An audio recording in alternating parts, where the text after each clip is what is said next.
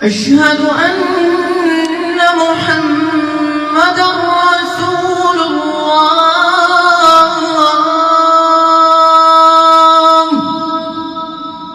السلام علیکم سامعین، پھر سے آپ کی خدمت میں حاضر ہیں سورہ نور کی اس آیت کا ترجمہ اور کچھ مختصر سی وضاحت۔ اعوذ باللہ من الشیطان الرجیم، بسم اللہ الرحمن الرحیم۔ ليس على الأعمى حرج ولا على الأعرج حرج ولا على المريض حرج ولا على أنفسكم أن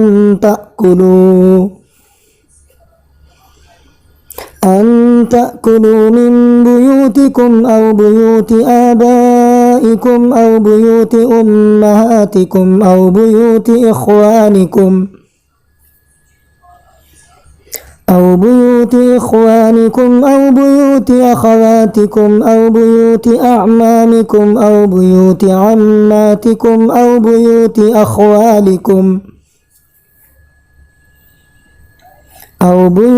أخوالكم أو بيوت خالاتكم أو ما ملكتم مفاتحه أو صديقكم. ليس عليكم جناح أن تأكلوا جميعا أو أشتاتا،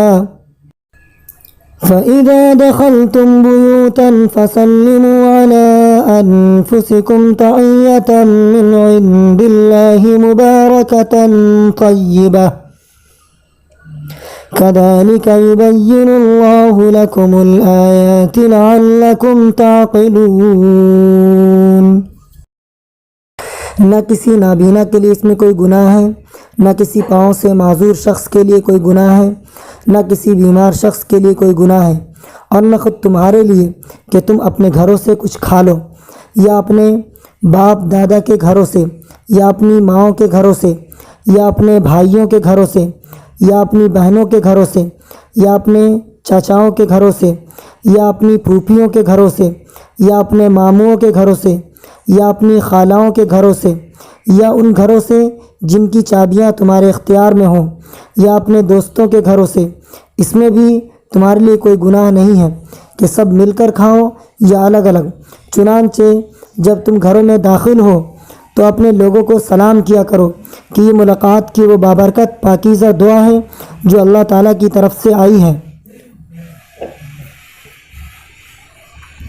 اللہ اسی طرح آیتوں کو تمہارے سامنے کھول کھول کر بیان کرتا ہے تاکہ تم سمجھو۔ سامعین، اس آیت کا مفہوم سمجھنے کے لیے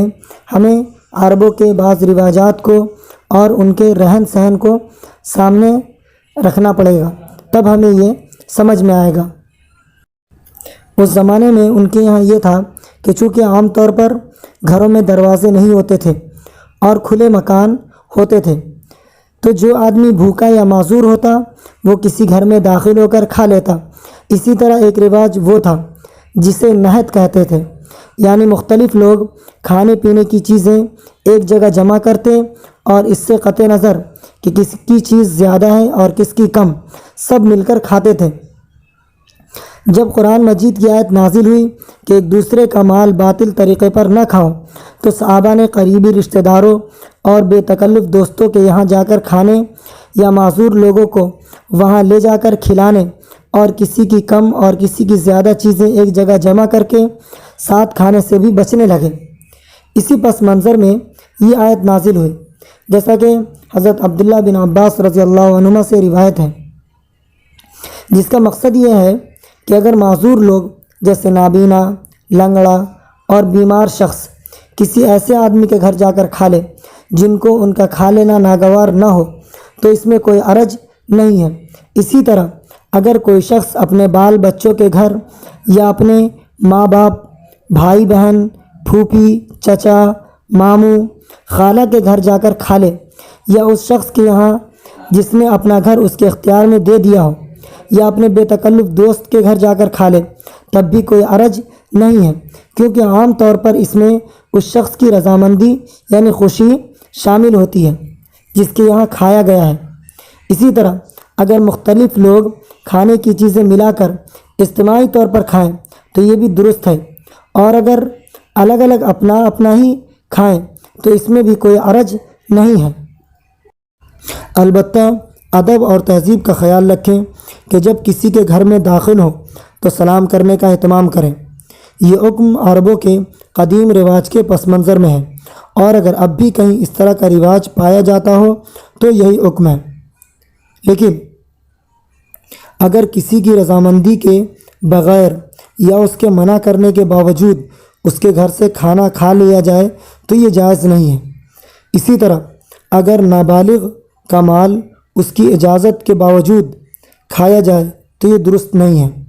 کیونکہ ایسی چیزوں میں اس کی اجازت معتبر نہیں ہے۔ یعنی اگر کوئی چھوٹا بچہ نابالغ بچہ ہے اور وہ کسی کو اپنا مال دے استعمال کرنے کے لیے، تو یہ دینے کے باوجود، اس بچے کی دینے کے باوجود اور اس کی خوشی کے باوجود اس کا مال استعمال کرنا درست نہیں ہے، کیونکہ اس میں اس بچے کی اجازت معتبر نہیں ہوگی۔ وجہ یہ ہے کہ وہ ابھی کامل العقل نہیں ہے، ابھی اس کے پاس مکمل طور پر سمجھ نہیں ہے، اسی وجہ سے اس بچے کا مال استعمال کرنا درست نہیں ہے۔ اللہ تعالیٰ سے دعا ہے کہ اللہ تعالیٰ ہمارے اندر صحیح سمجھ پیدا فرمائے اور ہمیں قرآن پر عمل کرنے والا بنائے۔ آمین۔ السلام علیکم۔